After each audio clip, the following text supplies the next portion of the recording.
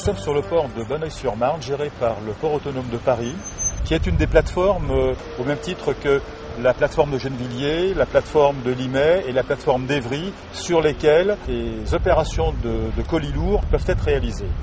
Actuellement, derrière moi, vous voyez une colonne de distillation construite par la société Air Liquide à destination de la Corée pour une aciérie en Corée du Sud. C'est le plus gros équipement qu'on ait eu jusqu'à présent à charger et à manipuler sur le port de Bonneuil. Cette colonne, c'est la plus grosse colonne d'argon jamais faite par l'Air Liquide. Elle fait 208 tonnes, 53 mètres de long, donc c'est une très belle pièce qui a été fabriquée dans les ateliers d'Air Liquide de Vitry-sur-Seine. La collaboration avec le port, elle s'est très bien passée puisque non seulement on a un quai pour charger, mais surtout on a un quai pour travailler puisque la colonne elle arrive en deux parties et on va pouvoir la réassembler, ce qu'on appelle réaccoster, avec une opération de soudage et puis de test qui est donc l'opération terminale pour nous pour livrer un produit fini. Cette colonne va pas tarder à être embarquée sur une barge. Elle sera accompagnée d'une deuxième colonne qui sera embarquée dans l'après-midi sur une autre barge.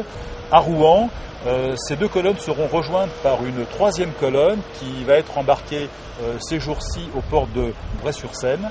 Et ces colonnes seront acheminées à Rouen pour un transbordement sur des bateaux de haute mer qui iront jusqu'en Corée. L'avantage du transport fluvial, c'est déjà de pouvoir transporter de la très grosse capacité.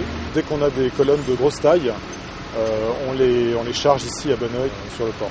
L'intérêt de la voie d'eau, c'est de ne pas connaître le mot transport exceptionnel, tout au moins pour ce type de transport.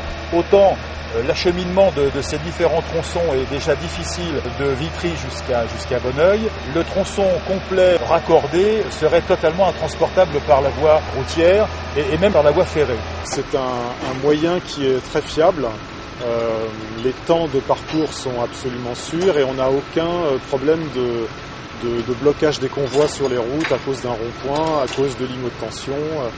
Dès qu'on déplace des colonnes de cette taille-là, vous imaginez que quand ça passe à travers les villages et les villes, ça peut poser certains problèmes. Donc on voit quand même tout l'intérêt écologique du transport fluvial. Ce transport à charge équivalente par la route permet d'économiser l'équivalent d'une vingtaine de camions.